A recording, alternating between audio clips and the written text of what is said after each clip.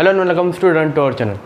In previous lecture, we have discussed about pH scale and how to calculate pH.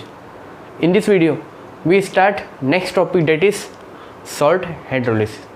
अब हम सबसे पहले देखेंगे what is the meaning of salt. Salt hydrolysis क्या है, उससे पहले अपन देखेंगे what is the meaning of salt. अब देखो salt मतलब क्या होता है, जब एसिड और बेस मिलते तो क्या बनाते हैं, सॉल्ट. कैसा कि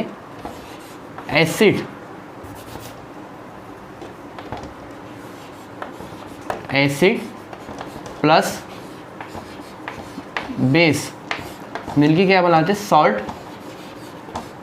plus water H2O. For example देखो HCl क्या है, एसिड है, प्लस NaOH क्या है, बेस है. ठीक है, एसिड और बेस ये मिलके क्या बन रहे, यहाँ का Cl और यहाँ का NaCl, तो इसको क्या बोलते हैं अपन, सॉल्ट. ठीक है, acid plus base is salt. ये हो गया अपनी सॉल्ट की डेफिनेशन. ठीक है, अब अपन सॉल्ट हाइड्रोलाइसिस की डेफिनेशन पाएंगे. आयंस ऑफ सॉल्ट मतलब देखो ये सॉल्ट. ठीक है, अगर इसको अपन आयंस में कन्वर्ट करेंगे तो क्या होगा इसका, Na पॉजिटिव और Cl नेगेटिव. ठीक है, react with ions of water मतलब क्या होता, देखो H2O ये वाटर है. अब इसके आयंस में क्या में कन्वर्ट होंगे, H पॉजिटिव और OH नेगेटिव. ठीक है, H2O react with ions of salt is react with ions of water to form acidic और basic solution. अब इसका मतलब क्या हो रहा है, देखो फॉर एग्जांपल अपन ये सॉल्ट है, ये सॉल्ट को अपन ने वाटर में डिसोशिएट करें तो ये सॉल्ट जैसे ही अपन वाटर में डालेंगे तो ये बन जाएगा, आयंस में कन्वर्ट हो जाएंगे. ठीक है, ये आयंस में जैसे ही कन्वर्ट हुए तो क्या बन जाएंगे, Na पॉजिटिव और Cl नेगेटिव. और जो वाटर के आयंस है H पॉजिटिव और OH नेगेटिव, ये तो ऑलरेडी प्रेजेंट है वाटर के अंदर, तो Na पॉजिटिव किससे रिएक्ट करेंगे, फिर OH नेगेटिव से. Cl किससे रिएक्ट करेगा, H पॉजिटिव से. तो इसको क्या बोलेंगे अपन, salt hydrolysis. Ions of salt is react with ions of water to form acidic और बेसिक सॉल्यूशन. अब फॉर एग्जांपल अपने पास अगर स्ट्रॉन्ग एसिड रहे और वीक बेस रहे, ठीक है, स्ट्रॉन्ग एसिड और वीक बेस, अब उसको अपन ने अगर उसका सॉल्ट बनाए और वो वाटर के अंदर डाले तो जाहिर सी बात है जो स्ट्रॉन्ग एसिड रहेगा वाटर के अंदर डाले बाद भी वो सॉल्यूशन स्ट्रॉन्ग एसिड बन जाएगा. मतलब वो एसिड तो बनेगा ना, वाटर क्या है, न्यूट्रल है. जैसे अपन उसके अंदर डाले सॉल्ट, जो एसिडिक स्ट्रॉन्ग एसिड से मिलके बने हुआ सॉल्ट, तो वाटर भी क्या हुआ, स्ट्रॉन्ग मतलब एसिड बनेगा सॉल्ट. अब देखो सॉल्ट हाइड्रोलिसिस में आते सॉल्ट के है 4 टाइप. अब सॉल्ट के 4 टाइप कैसे, तो देखो सॉल्ट कैसे मिलके बन रहा, एसिड और बेस से. अब हो सकता, देखो अब 4 टाइप कैसे है सॉल्ट की. अब हो सकता है एसिड स्ट्रॉन्ग हो और बेस भी स्ट्रॉन्ग हो, स्ट्रॉन्ग एसिड स्ट्रॉन्ग बेस का सॉल्ट बन रहा. ठीक है, हो सकता स्ट्रॉन्ग एसिड हो या वीक बेस इसका सॉल्ट बन रहा. ठीक है, हो सकता वीक एसिड हो और स्ट्रॉन्ग बेस हो, इसका सॉल्ट बन रहा. और ये भी पॉसिबिलिटी हो सकती है कि दोनों वीक हो, weak acid plus weak base हो, इसका सॉल्ट भी बन सकता. अब देखो जो स्ट्रॉन्ग एसिड और स्ट्रॉन्ग बेस रहेगा, अब ये दोनों जो मिलेंगे तो वो सॉल्ट जो बनाएंगे वो न्यूट्रल रहेगा. जिसकी pH 7 रहेंगी, जिसकी pH क्या रहेंगी, 7 रहेंगी। और जो स्ट्रॉन्ग एसिड रहेगा और वीक बेस रहेगा, अब देखो इसमें स्ट्रॉन्ग एसिड ले रहे हैं अपन और वीक बेस ले रहे हैं, तो ये इस पर भारी रहेगा ना, तो सॉल्ट क्या रहेगा फिर, एसिडिक रहेगा। मतलब इसकी pH क्या रहेंगी, <7। ठीक है। वीक एसिड और स्ट्रॉन्ग बेस में स्ट्रॉन्ग कौन रहेगा फिर, मतलब सॉल्ट क्या रहेगा फिर, बेस रहेगा, क्योंकि स्ट्रॉन्ग बेस ले रहे हैं ना अपन। और वीक एसिड और वीक बेस में दोनों भी तीनों पॉसिबिलिटी रह सकती है। हो सकता है कि सॉल्यूशन न्यूट्रल हो सकता है कि एसिडिक ज़्यादा हो, या हो सकता है कि बेस ज़्यादा हो।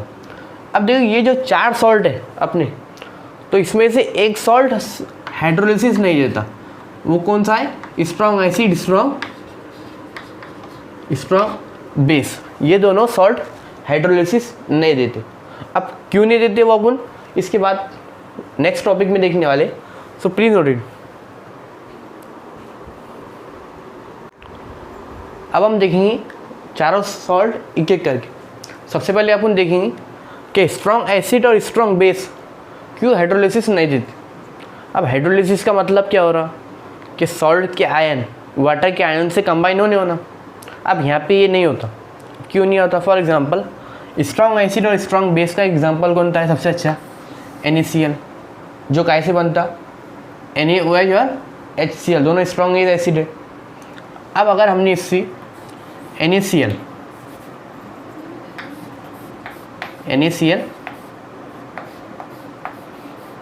H2O से रिएक्ट करें, मतलब वाटर के अंदर डालें,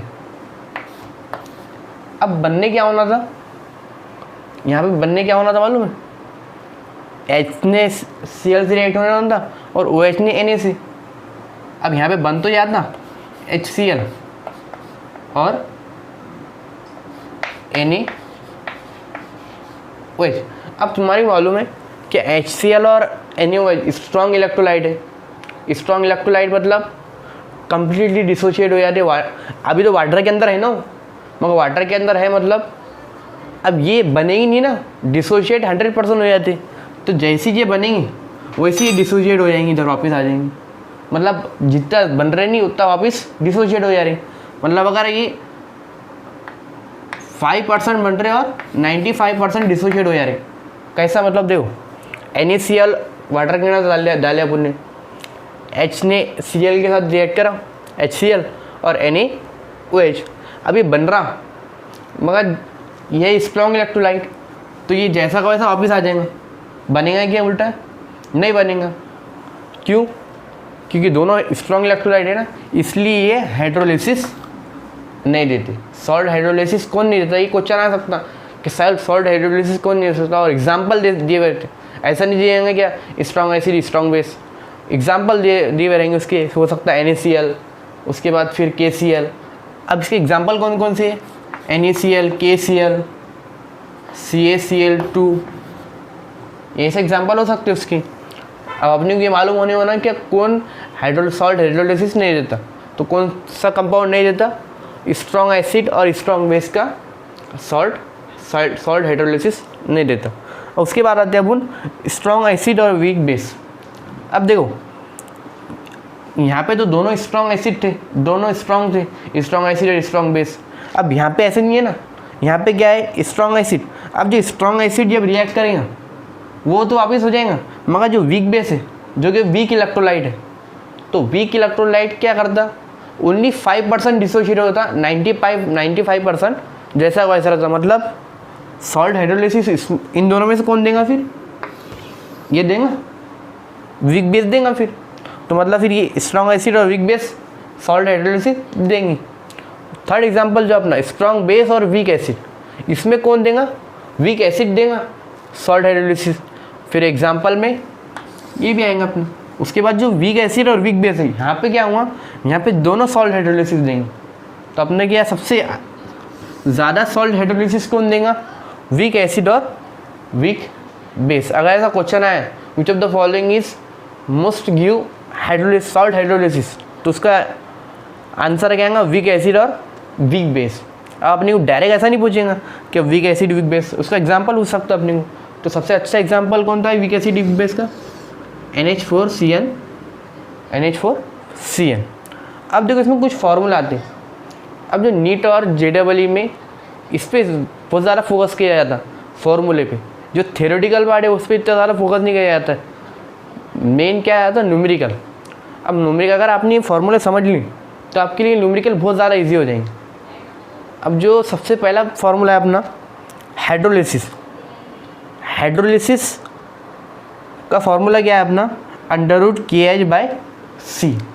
हाइड्रोलिसिस मतलब जो अपना हाइड्रोलिसिस होगा कितना हुआ तो वो क्या हुआ, इसका फॉर्मूला क्या H = √KH/C। अब दूसरा क्या फॉर्मूला अपना KH का, मतलब KH मतलब डिग्री ऑफ हाइड्रोलिसिस। मतलब अगर हमने एक molecule of strong weak acid strong base लिए तो उसमें से कितने मॉलिक्यूल हाइड्रोलाइज्ड हुए, कितने मॉलिक्यूल हाइड्रोलाइज सॉल्ट हाइड्रोलिसिस हुए, तो उसका फार्मूला क्या है हाइड्रोलिसिस = KW/KB। अब देखो ये जो KB है ना अपने को ऑलरेडी क्वेश्चन में मेंशन रहेगा अपने को। KW कितना आया था 10⁻⁻14। KW कितना आया था 10⁻⁻14। KB ऑलरेडी क्वेश्चन में मेंशन रहेगा। आंसर क्या निकाल सकते हैं, वो इजीली निकाल सकते हैं KH। अब देखो अगर ये क्वेश्चन आए, ये फॉर्मूले पे क्वेश्चन बेस रहेगा तो अपने को क्या दिया रहेगा, कॉन्सेंट्रेशन दिया रहेगा अपने को, KH दिया रहेगा, हाइड्रोलिसिस पूछेगा।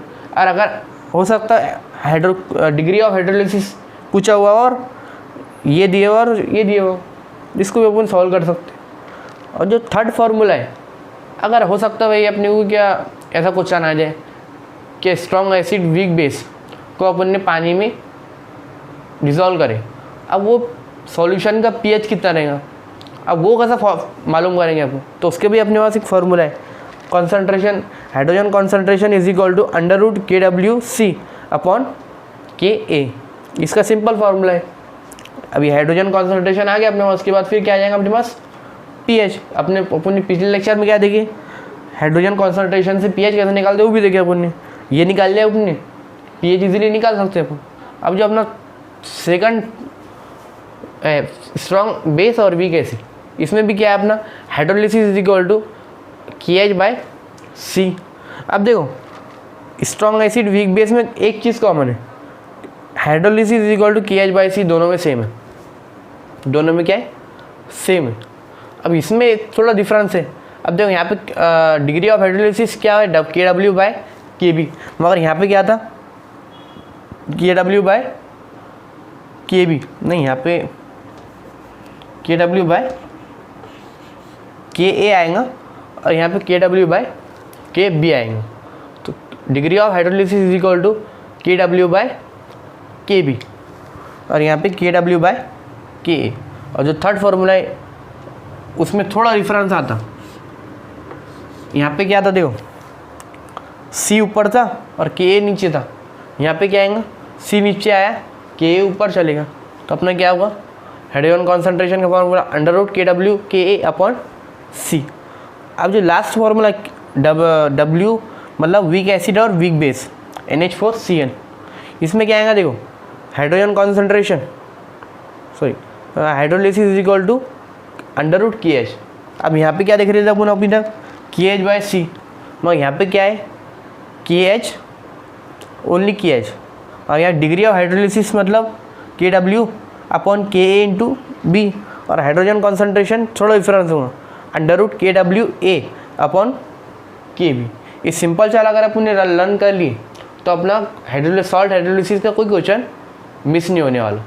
So please note it. अब हम pH पे कुछ क्वेश्चन देखने वाले इसकी।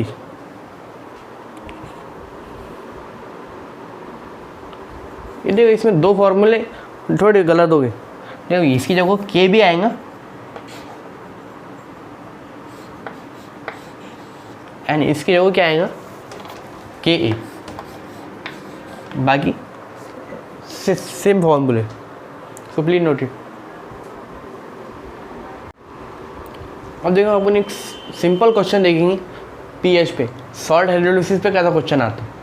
देखो अपने को क्या निकालने का बोला, फाइंड pH 0.01 मोलार NaC6H5Cl और Ka कितना है उसका 10⁻⁴।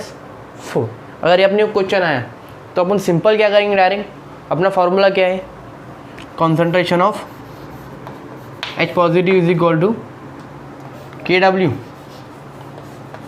KA/C। ठीक है, अब अपने पास सिंपल क्या, KW कितना आता 10⁻⁴ इंटू K कितना दिया हुआ 10⁻⁴ अपॉन C कितना है अपने पास 0.01। अब इसको क्या लिख सकते हैं अपन, 10⁻² लिख सकते हैं अपन और अंडर रूट। ठीक है, इसको भी अंडर रूट कर देंगे। अब यहाँ पे क्या होगा, अपन इसको ऊपर लिख चल जाएंगे, इसको ऊपर लग गया अपन ने, तो यहाँ पे क्या हो जाएगा फिर 10 ये जाएगा ऊपर, तो 10⁻+2 हो जाएगा ऊपर जाएगा, तो 10⁻+2 10⁻⁴ 10⁻⁻2। उसके बाद फिर 10⁻14 इंटू 10⁻⁻2 कितना होगा फिर 10⁻16 -16। ठीक है, अब इसको अगर अपन बाहर निकाले तो इसका आधा हो जाएगा 16 का, कितना होगा फिर 10⁻⁸। Concentration of H positive is equal to 10⁻⁸ होगा, तो pH कितनी आ जाएंगी इसकी, फिर pH is equal to 8। Simple, अपना क्या आएगा फिर pH 8, 0.01 मोलार Na C6H5Cl की pH कितनी आ गई अपनी 8। सो इतनी सिंपल क्वेश्चन इस पे आते हैं, सो प्लीज़ नोट इट।